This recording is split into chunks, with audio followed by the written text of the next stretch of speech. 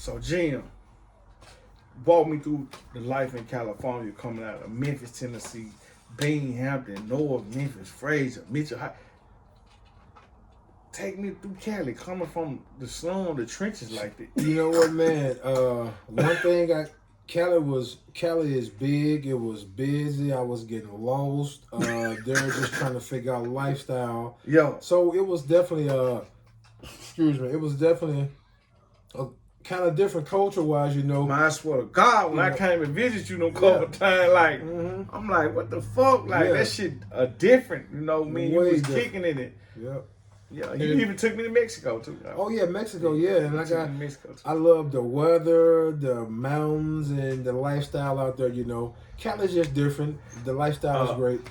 And so in Cali, you stayed in you stayed in Long Beach, Pasadena, Anaheim. Did you stay in San Diego or San Jose or some shit? San Diego, yeah. There was San Diego you stayed in. So all that shit just maneuvering just was different, like just a new fresh breath of air with. Oh yeah, it was definitely a new fresh breath of air and just seeing lifestyle, seeing the different. But the one thing I took from that is that hey, being from Memphis, if you from Memphis, man, you can survive anywhere in the world.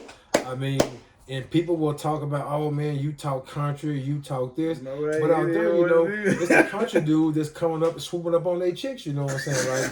And I think big player. And look, I think it's the same way everywhere because maybe if some of them Cali dudes come to Memphis, they'll swoop up on the game. You know what I'm saying? But I wouldn't trade it. Cali was great. It is great, and I still get teased by people about my accent a little bit. But I wouldn't trade Memphis one day, man. If you can make it in Memphis, you can make it anywhere in this world, and I truly believe that 100%.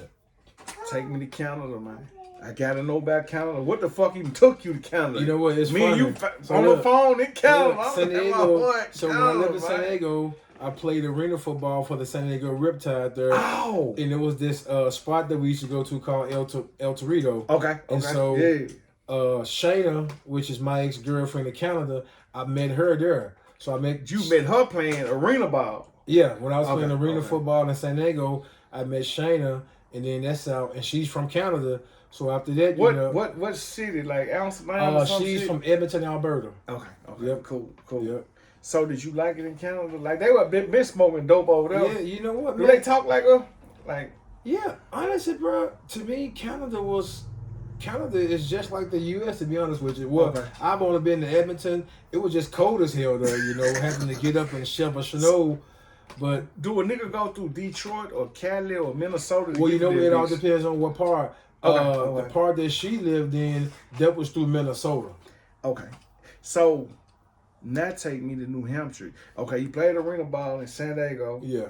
Then you played in New Hampshire. It was cold in a bitch. But them motherfuckers rich out there.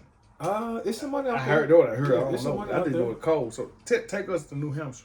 Well, New Hampshire, I ended up going to New Hampshire after I played arena football in San Diego. So I'm going from San Diego to Manchester, New Hampshire. I'm not knowing what to expect. Different type of life, man. I'm not knowing what to expect. But you know what? Actually, when I got there, New Hampshire wasn't bad. I was in Manchester. It was a nice city. Had a good nightlife. The Fisher Cats, which is the Toronto Blue Jays minor league team, they played there. And then I think, what hockey team was it? I can't. I don't know shit about hockey. Yeah, same. Yeah, but it was a hockey team there, and we was the football guys there. So here's the thing: all those guys making way more money than the football guys was. But guess what? Neither one was the city. Everybody came to see us. You told me we were jumping. Okay, I got one more question before we wrap this up. Just one more question before we wrap this up. Well, first of all, I asked it, run your social media real fast. Just let them know where to follow you. My social media is I'm Jimmy Williams.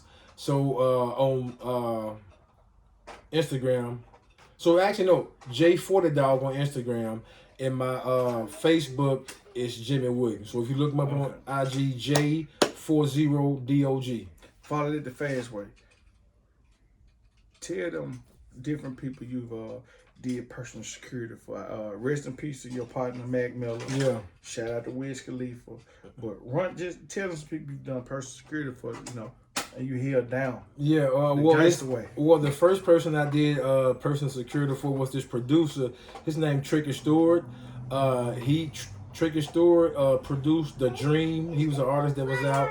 He wrote some Shout the Dream. Yeah, I think he wrote some of Rihanna stuff. Hell yeah, that nigga cold. Yeah, so I cold. first, did it was for the Grammys one weekend, and I did security for Tricky Stewart, and it was just kind of like getting the limelight from there and doing it, and then after that, ended up running across some more people doing security for him, and my homie Big D. Shout out to Big D. Yeah, shout out to Big D. Big D, we played football together, and he met Mac Miller doing security at a local venue back in Tallahassee. And fast forward, him and Mac connected, and Big D ended up being Mac's personal security. For sure. And, from there, I got a chance to go with them guys some and do security with them. And Thank the meet Lord. different people, all around the world. So, I mean, it was... And now you got real niggas everywhere you touch down. Yeah. Okay. This is it, bro.